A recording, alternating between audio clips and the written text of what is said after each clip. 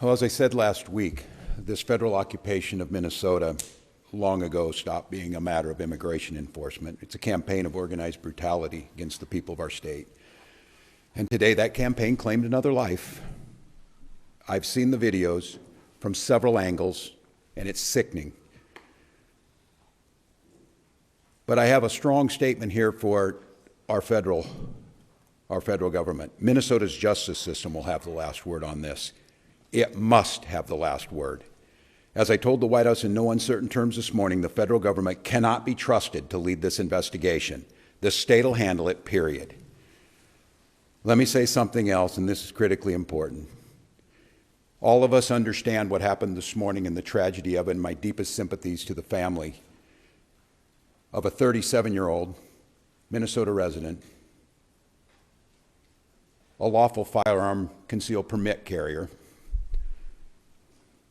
something that I've been lectured to by Republicans for decades, that is not only your right, it's your duty.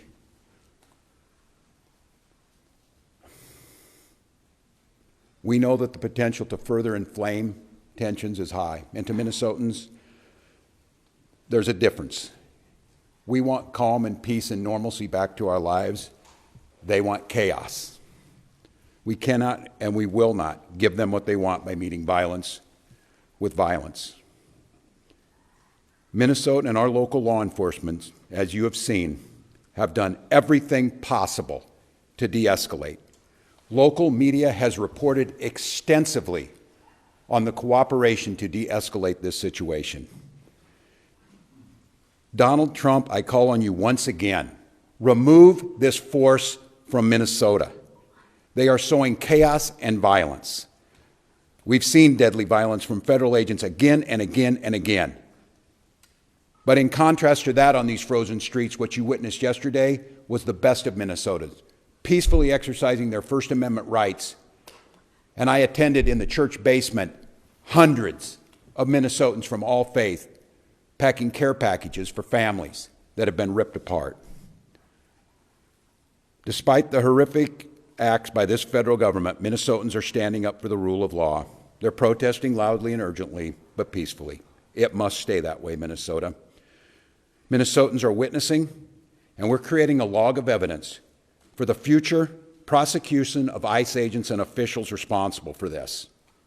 They're helping their neighbors. They're walking their kids to school. They're feeding families.